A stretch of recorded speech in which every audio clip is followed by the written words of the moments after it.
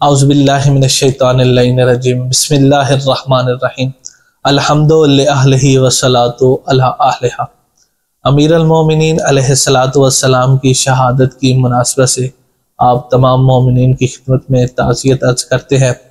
حضرت علی بن ابی طالب علیہ السلام اہل تشیع کے ہاں پہلے امام اور اہل سنت کے ہاں چوتھے خلیفہ اور تمام اہل عقل و دانش اور اہل فکر کے پیشوا و مقتدا و رہبر ہے۔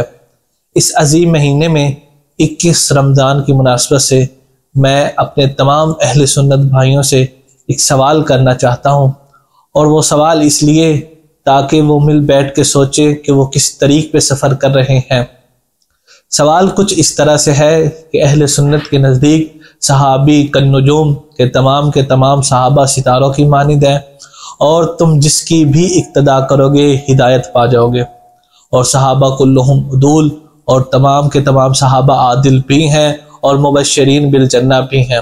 اگر یہ تمام باتیں درست ہیں تو پھر امام المتقین امیر المومنین علی بن ابی طالب کا قاتل بھی صحابی ہے، اور اہل سنت کے اعلام نے اپنی اسماء و رجال کی کتابوں میں اسے صحابہ میں سے شمار کیا ہے، جس طرح امام شمس الدین ذہبی نے اپنی کتاب تجرید و اسماء صحابہ میں، اور ابن حجر عسقلانی نے اپنی کتاب الاصابہ فی تمییز صحابہ میں، اور ابن ملکن شافعی نے اپنی کتاب التوضیح لشرح جامع صحیح میں، اور اسی طرح ابن حزم نے اپنی کتاب المحلہ میں ایک پوری عبارت لکھی ہے۔ اس عبارت کا متن کچھ اس طرح سے ہے، وہ کہتے ہیں کہ ولا خلاف بین احد من الامت ان عبد الرحمن ابن ملجم لم یقتل علی الا متلولا مجتہدا مقدرا انہ علی صواب وفی ذلک یقول عمران ابن حطام شاعر و سفریہ وغیرہ۔ وہ کہتے ہیں کہ اس امت میں اس بارے میں کوئی اختلاف نہیں ہے کہ جو عبد الرحمن ابن ملجم نے علی ابن ابی طالب علیہ السلام کو قتل کیا ہے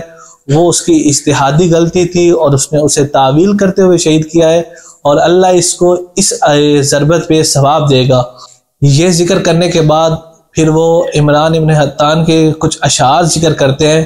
ان اشعار کا مفہوم کچھ اس طرح سے ہے کہ وہ کہتا ہے کہ اس پرہیزگار کی ضربت کے کیا کہنے جس کی ضربت فقط اور فقط اللہ کی رضا تھی، اور میں جب بھی عبد الرحمن ابن ملجم کو یاد کرتا ہوں تو میرا دل یہ کہتا ہے کہ وہ اللہ کے نزدیک بہت نیکوکاروں میں سے ہوگا۔ اور یہ سب اہل سنت کی معتبر ترین اسماء رجال کی کتابیں ہیں۔ اور دوسری طرف پیغمبر اکرم ارشاد فرما رہے ہیں کہ یا علی جو تیرے سر پہ ضرب لگائے گا وہ شقی ترین شخص ہوگا، بلکہ روایت کے جملے ہے کہ اشکل آخرین سب سے زیادہ شقی ترین شخص ہوگا۔ ایک طرف پیغمبر اکرم علیہ السلام اسے شقی ترین اشخاص میں سے قرار دے رہے ہیں، اور جبکہ اہل سنت کے اعلام اسے صحابہ میں شمار کر رہے ہیں۔ اب ہم اہل سنت سے سوال کرتے ہیں، کیا قاتل امیر المومنین اہل جنت میں سے ہو سکتا ہے؟ کیا قاتل امیر المومنین قابل ہدایت ہو سکتا ہے جسے پیغمبر اکرم علیہ السلام شقی ترین اشخاص میں سے قرار دے؟